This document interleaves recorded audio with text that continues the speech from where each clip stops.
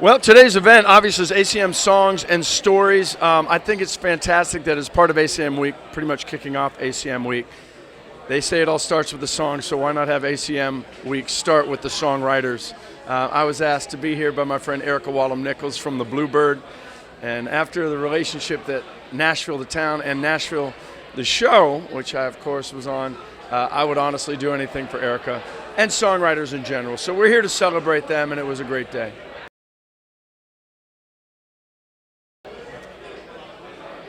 There's so much that inspires me or anyone as a songwriter. It's hard to really pin down. I would definitely have to say my wife. I have an album coming out, and there's a couple Patty songs, maybe 3 of the 14 or so, or I don't even know exactly how many are going to be on it, but I call them Patty songs. When I'm doing Riders Around, I'm like, this is a Patty song, and the people that know my music know that she's my biggest inspiration. From there, though, I'm very fortunate as an actor.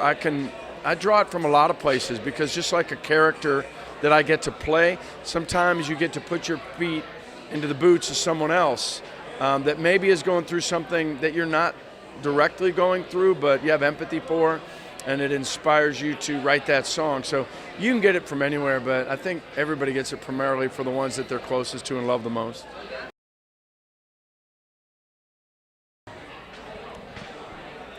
Makes a lot of sense to me that it would not only have Songwriter of the Year, but Songwriter/Artist of the Year. Of course, country music has a long tradition of the songwriter-artist, and it almost feels like more and more you're seeing so much of that these artists, like myself, they want to put their own voice into their songs. So we still love and respect and need the songwriters who are writing the songs.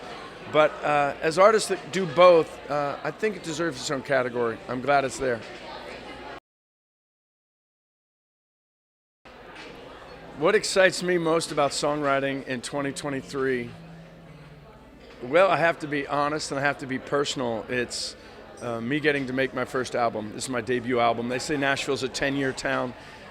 Been there just a little over 10 years, and in that time I've released a lot of singles.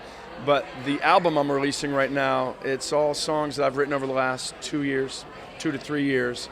And just to hear those songs come alive with this incredible band put together by my producer, Marshall Altman. And so for me, that's what songwriting's about right now. Terribly selfish, terribly inwardly focused. But also, it's just country music is in good hands right now. We heard some songs on that stage today. That are as good as anything that's been written in a long, long time and are as heartfelt and as moving. So I heard somebody recently, everybody's worried, and rightfully so, Nashville's a special place. Will Nashville keep its soul? Can it keep its soul and its heart with all the expansion and all the new things that are happening? If it will, and I believe it will, it'll be because of songs and songwriters like the ones that were on the stage today. As long as we have those artists and songwriters coming to Nashville and those songs coming out of Nashville and coming through it, that's what keeps it fresh and alive, and that's what keeps it Nashville.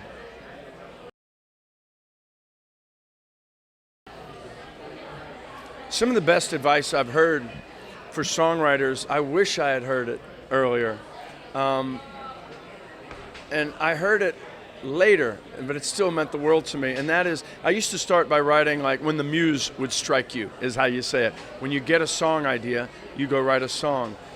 The songwriters of Nashville, the professionals, the craftsmen and women of songwriting, it's appointment songwriting. I'm either going to meet someone and we're going to write, or I'm going to sit down at 9 a.m. and I'm going to write it, and you just keep working it. So you struggle through those times when you're maybe not feeling it, and in some ways, those writes that you don't really feel like going to, those are inevitably the ones where something magical happens and you come out with a song you never expected.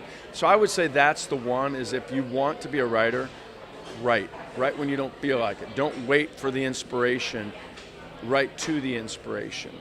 And then the other thing I would say is if you're a beginning songwriter, it can get very precious. You can really want your songs to be so perfect that it just stops you from writing because they don't sound perfect to you. You have to write. Go try to write a bad song. Honestly, that sounds crazy. I recommend if you're stuck, if you're struggling, go, I'm going to write a bad song today. And then maybe it will be. And then go write another one the next day. And then and just keep doing that. Pretty soon, you're going to try to write a bad one, only in your head. I know you're not really trying. And they're just going to get better. It's the doing that makes it great. So don't be too precious with it too soon. The people that are on this stage, they didn't come out fully formed. It took them time to write through the songs that showed them what they didn't want to do and what wasn't their voice to finally get to the songs that they did want to write. So it's just time spent doing it, so go do it.